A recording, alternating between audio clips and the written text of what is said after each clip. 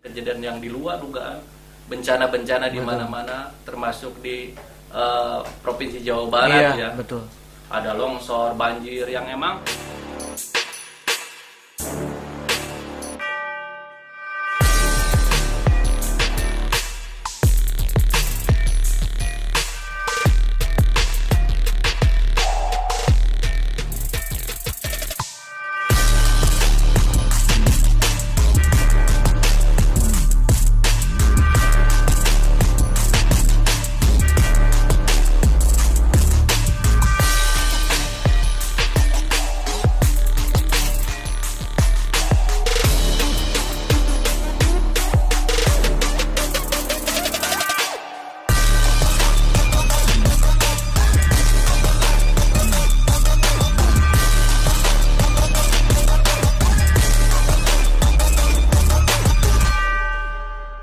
Bismillahirrahmanirrahim. Assalamualaikum warahmatullahi wabarakatuh. Sampurasun. Rampes. Alhamdulillah, di kesempatan hari ini perkenalkan, nama saya Riki Ahmad Hadiansyah. Alhamdulillah nih, salah satu komunitas yang ada di daerah Cisaga, ya. Cisaga itu perbatasan Kabupaten Ciamis dengan Kota Banjar, lebih tepatnya Imah Kolot, ya. Imah Kolot adalah salah satu tempat kita berkreasi, ya, beraktivitas, komunitas, bahkan lintas komunitas yang telah kita lakukan.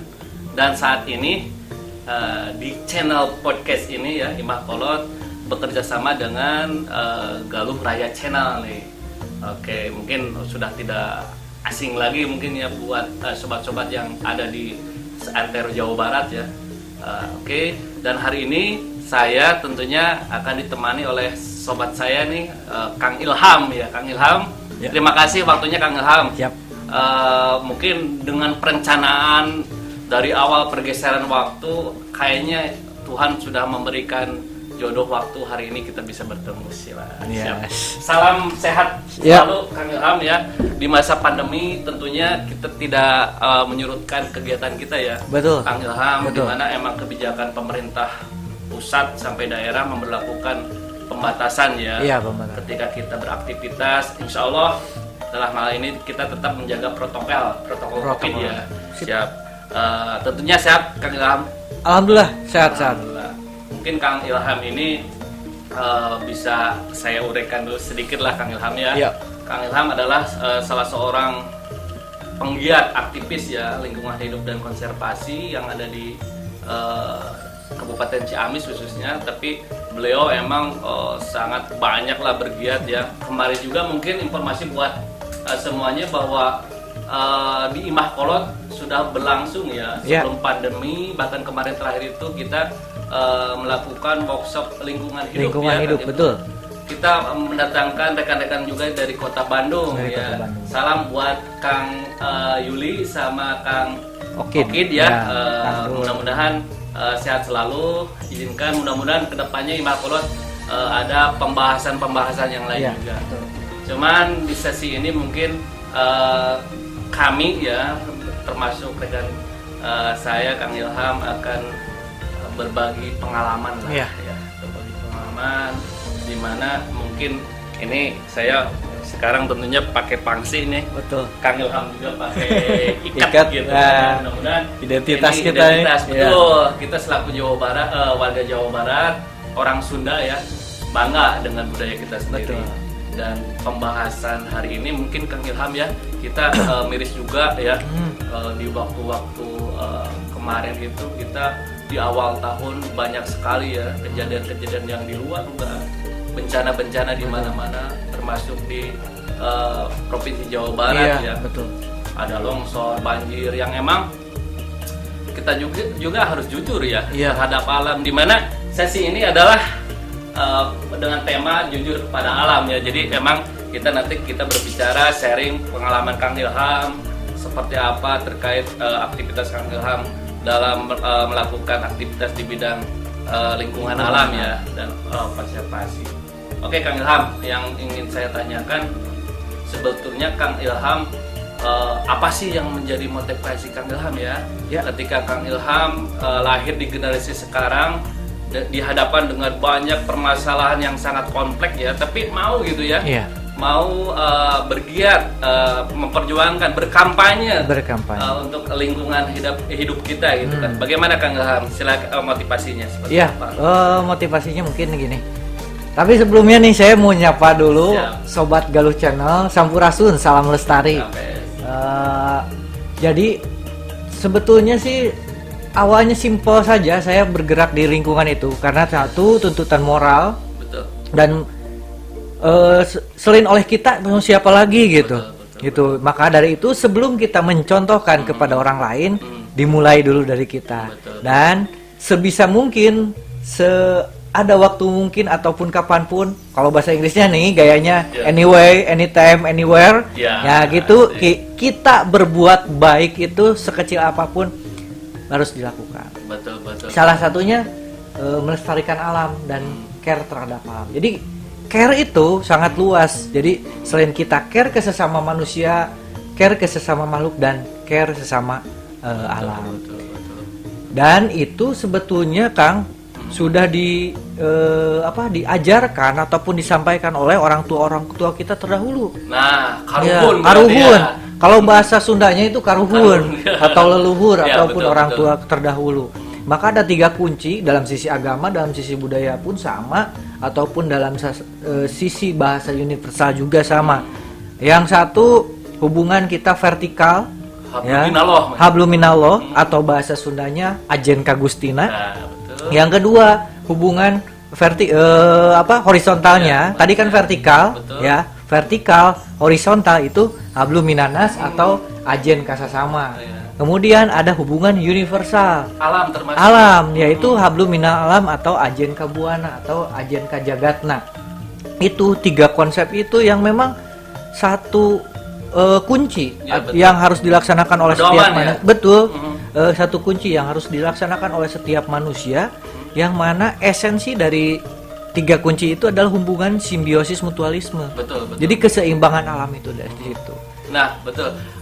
Menarik sekali pembahasan kali ini. Mungkin Kang Ilham tadi bahwa salah satu ada pedoman hidup ya. Iya, betul. Selain kita vertikal kepada Allah, kepada sesama, bahkan alam kita harus punya sikap juga bahwa juga, kita berdampingan tentunya. Iya. Nah, Kang Ilham, kalau tadi di awal Kang Ilham berbicara bahwa para leluhur ataupun apa namanya? Karuhun kalau bahasa Sunda itu emang udah memberikan pesan-pesan ya dalam kehidupan kita, ketika kita dihidupkan harus berdampingan dengan alam. Nah, contoh konsep yang sudah ada nih Kang Ilham. Oke. Misalkan kalau di kita nih kadang kita emang masih ada pertanyaannya. Kalau anak-anak sekarang ya termasuk saya, emang masih ada daerah yang menerapkan konsep itu Kang Ilham? Silakan Kang Ilham. Oke. Pada dasarnya konsep-konsep tersebut itu secara tidak langsung dan kita nggak ngeh nih gitu. Ketika kita kecil dulu ya, saya pernah merasakan, mungkin Akang juga sempat merasakan, mau tidur didongengi kayak cerita Sang Kuryang, Nini Ante, bahkan ada yang menyangkut sejarah juga, ada Lutung Kasarung dan Aki Balangan Terang Nini Balangkan Terang. Itu mengandung muatan-muatan moral yang sebetulnya esensinya atau dalamnya tuh ada muatan ilmiah gitu, termasuk pengelolaan alam. Nah gimana gitu. Kak? Nah, contohnya ada yang dikatakan papagon ataupun wejangan-wejangan atau filosofis ya. Misalkan gunung teu meunang dilebur, larangan teu meunang dirumpak, buyut teu meunang dirobah. Nah, implementasi dari kata-kata itu sebetulnya sekarang masih ada, Kang. Dan kita harus bisa belajar kepada mereka sebetulnya. Nah, yang paling dekat nih di sekitaran Ciamis, kita kebetulan di Kabupaten Ciamis yang sudah terinventarisir oleh kita tuh ada salah satu kampung adat namanya Kampung Kuta. Oh iya. Ya, Kampung Kuta. Di sana masyarakatnya masih menerapkan tata kelola lingkungan yang arif, yang berdasarkan kearifan lokal yang ada, Kang. Contohnya di sana ada hutan larangan, ya hutan larangan, di mana masyarakat setempat ataupun orang luar masuk ke hutan tersebut itu ada waktunya, Kang. Oh, jadi ada konsep manajemen waktu juga. Ada manajemen waktu. Kalau nggak salah itu ada hari Jumat dan hari Senin, itu bisa masuk ke sana. Selain hari itu, ada larangan hari itu. Nah, saya akan bahas nanti. Oh, siap. Nah, terus masuk ke tempat tersebut itu yang unik dan itu memang tatanan adatnya seperti itu, nggak boleh pakai alas kaki, nggak boleh pakai alas kaki. Kemudian dari sana itu di dalam kita nggak boleh bawa yang namanya ada kayu bakar, ranting apa, semua dibiarkan alami. Sangat memperhatikan. Memperhatikan. Itu ya. Nah, kemudian ada makna tersendiri yang harus ditempuh oleh masyarakat ataupun orang yang mau masuk ke hutan itu. Satu, jangan memakai baju hitam-hitam. Jangan pakai baju putih-putih, apalagi memakai baju kebanggaan, contohnya baju dinas, baju instansi atau seperti itu. Kesana itu mau hitam mau putih ataupun warna lain, yang penting netral. Filosofisnya seperti itu. Jadi jangan pakai baju jabatan ataupun perhiasan yang berlebih. Jadi makna ketika kita berbaur dengan alam, kita sama, karena manusia hakikatnya adalah khalifah di bumi yang dititipkan oleh Tuhan untuk menjaga alam. Nah, kembali ke Kampung Kuta. Kalau nggak salah, Kampung Kuta itu ada salah satu hasil pertanian unggulan kopi salah satunya. Nah, ini mungkin bukti ketika mereka ataupun Kampung Kuta konsisten dengan betul. Konsep perlindungan alamnya, di mana kampung budaya tetap melekat dan intinya sampai sekarang juga dianut oleh mereka, dan ternyata hasilnya luar biasa ya. Kalau nggak salah, kalau di Jawa Barat itu ada Cipta Gelar ya, Kang? Cipta Gelar, betul. Apakah konsepnya sama, Kang? Iya, pada dasarnya konsep-konsep kampung adat yang ada di Jawa Barat itu sama, kabuyutan konsepnya. Mau Cipta Gelar, Baduy, Kisungsang, Cipta Rasa, kemudian ada Citorek, ya. Itu merupakan konsep-konsep kampung adat. Kampung Naga juga sama. Nah, termasuk Kampung Kuta. Nah, kemudian selain tadi kopi, ada komoditas unggulan lain yang menjadi khas Kampung Kuta sebetulnya. Dan komoditi itu adalah komoditi pengelolaan jasa lingkungan berbasis konservasi. Wah, keren tuh. Nah, salah satunya apa? Pengelolaan atau pengolahan gula aren. Wah, betul. Ya, gula aren itu salah satu produk unggulan dari Kampung Kuta, yang mana gula tersebut dihasilkan dari pohon nira atau kawung yang mana ketika diolahnya secara tradisional tidak ada bahan pengawetnya dan aman untuk dikonsumsi. Murni juga. Nah, itu yang kita harus pahami juga ya. Banyak manfaatnya. Banyak manfaatnya. Tujuannya itu pasti pertama dia pengen melestarikan lingkungan. Iya, betul. Dan dengan sendirinya alam memberikan yang sangat luar biasa. Maka dari itu sesuai nih tagline-nya. Jaga alam kita. Pada konsepnya nih, kita jaga alam, alam pasti jaga kita. Nah, gitu. Itu konsep mutualismenya. Kadang gini kan, ketika pada bencana sebetulnya apa yang sedang terjadi ini yang sedang dialami oleh alam ya. Iya. Banyak banjir, itu kan logikanya berarti tanah nggak bisa nyatu. Iya, betul. Terus misalkan longsor, kayaknya tanah udah nggak bisa nahan beban kan seperti itu ya, Kang ya. Iya. Bagaimana Kang terkait kondisi kejadian seperti itu? Yang pertama yang saya pahami sekarang itu kekeran ataupun kepekaan kita terhadap alam sudah mulai menipis.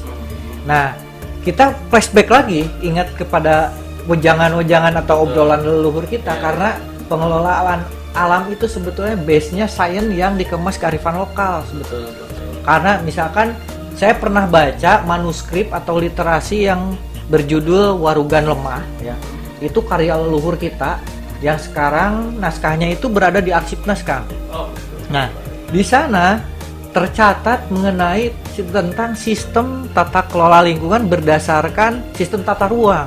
Jadi ada yang disebut bangunan atau bukan bangunan, maaf, ada kawasan ataupun tanah Garuda Mupuk, terus Cigolempang, pasir Batu Karut, Lemah Mala. Jadi di sana terdapat zonasi yang mana harus dijadikan pemukiman, yang mana dilarang untuk pemukiman, yang mana bisa untuk perkebunan atau pertanian.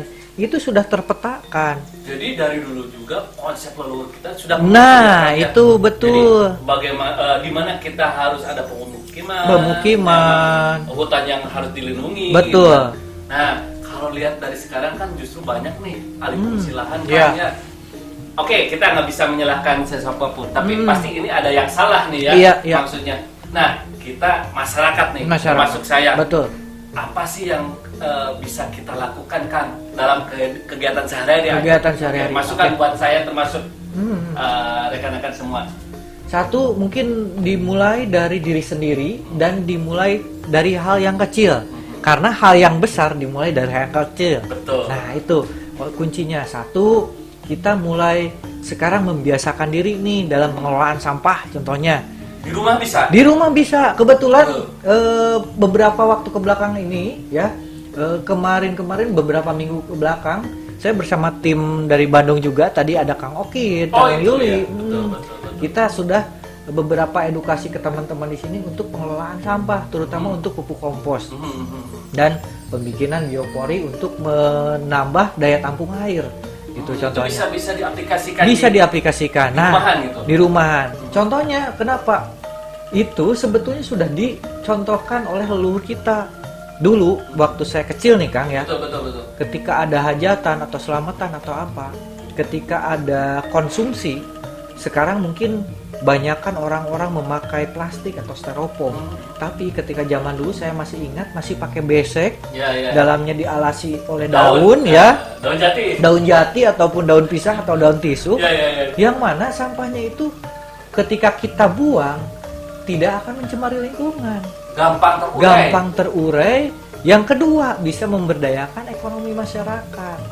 Maksudnya itu kan pengrajin beseknya pasti masyarakat. Oh, betul. Nah, jadi disitulah salah satu sisi ekonomi terberdayakan, ekologi terjaga. Oke, berarti itu kan sampah organik nih. Sampah organik. Kalau plastik gimana? Ketika sekarang di perumahan nih banyak. Jadi caranya gimana nih ketika di dapur itu kan biasanya kita pengalaman ya, sampah segala rupa masuk ke dalam satu tong sampah. Gimana itu, Kang? Nah, kita sebelum melakukan aksi pemilahan itu, kita harus mengenal dulu jenis-jenis sampah, dan mana sampah organik dan anorganik. Nah, anorganik pun ada beberapa golongan juga. Ada yang memang plastik, sampah, residu, ataupun beberapa yang memang mengandung zat berbahaya. Itu kita harus bisa pilah. Dan ketika nanti sudah kita memahami sistem pilahnya, ada pengolahan lanjutannya itu. Sip, oke. Kang Ilham, jadi memang pada dasarnya kita harus jujur ya terhadap alam, bahwa ini emang harus kita akui bahwa kita generasi muda ya, warisan dari leluhur itu emang harus paham ya. Paham, betul. Salah satunya tadi yang barusan dikatakan, jadi kita di kehidupan sehari-hari bisa memilah-milah sampah, sampah dengan pemanfaatan yang tadi. Oke, Kang, kenapa sih kalau sampah plastik itu emang harus dipisah sama organik, Kang? Kenapa ya? Yang pasti perbedaan yang sangat signifikan antara sampah organik dan sampah anorganik itu dalam sisi penguraiannya, Kang. Kalau sampah organik itu penguraiannya atau membusuknya itu cepat. Tapi kalau sampah plastik membutuhkan waktu untuk sampah itu busuk, butuh beberapa ratus atau puluhan bahkan ratusan tahun. Oh, jadi emang dalam pengolahan sampah plastik perlu alat kelakuan lain ya? Iya. Mudah-mudahan nanti akan sama komunitas bisa menceritakan ya, yang katanya pernah ya kemarin mensosialisasikan itu. Oke, Sobat Muda, kita nanti kita akan berbicara dalam diskusi ngobrol-ngobrol penuh inspirasi ya. Bagaimana sih cara mengolah sampah plastik, dan tentunya saya jadi penasaran, soalnya akan tahu banyak nih sebetulnya akan siapa sih